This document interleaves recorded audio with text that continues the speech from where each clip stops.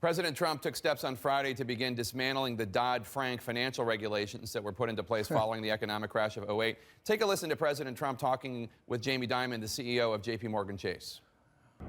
So many people, friends of mine, that have nice businesses, they can't borrow money, they just can't get any money because the banks just won't let them borrow because of the rules and regulations and Dodd-Frank, so we'll be talking about that.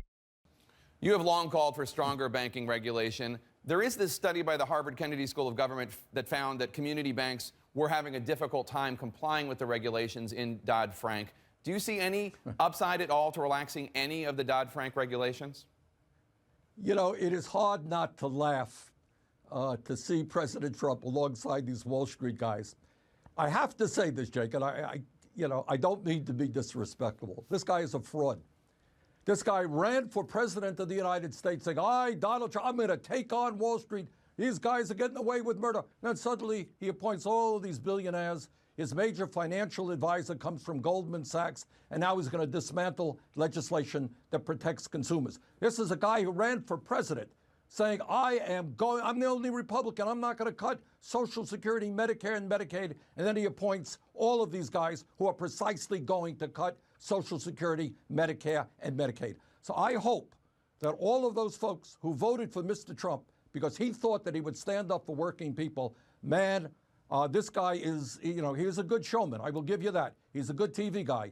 But I think he's going to sell out the middle class and the working class of this country and that business on Wall Street.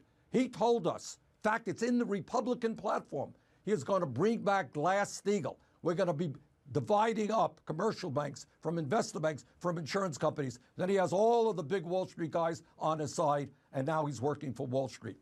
But Senator Sanders, while you very strongly made the case throughout the campaign after Hillary Clinton got the nomination that President Trump would do this, and that even though he was using some of the same rhetoric you used when it came to Wall Street, not to believe him and trust him, there were a lot of Sanders supporters out there who I think believed President Trump, then candidate Trump, partly because there had been so many accusations of Hillary Clinton being so tied to Wall Street. Well, here's my only point, Jake. Look, it is one thing if you run a campaign that says, look, I think Wall Street's great. I think the drug companies are great. I think we have to cut Social Security, Medicare, and Medicaid. And if people want to vote for that, that's fine. That's democracy. But you have a president who I think in a totally fraudulent campaign said that I'm going to stand up for the working people. Look at his cabinet. We've never had more billionaires in a cabinet in the history of this country. Look at his appointees.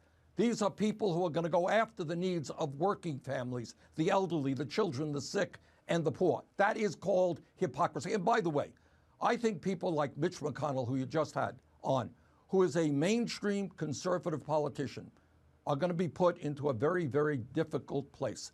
And I would hope that people like Senator McConnell and other Republicans have the courage to stand up, A, to Trump's movement toward authoritarianism, toward a situation where Trump says, everybody is terrible and wrong. I am the only guy who can protect the American people. You know what? Men and women in our military did not stand up and fight and die to lead us in a direction of an authoritarian society.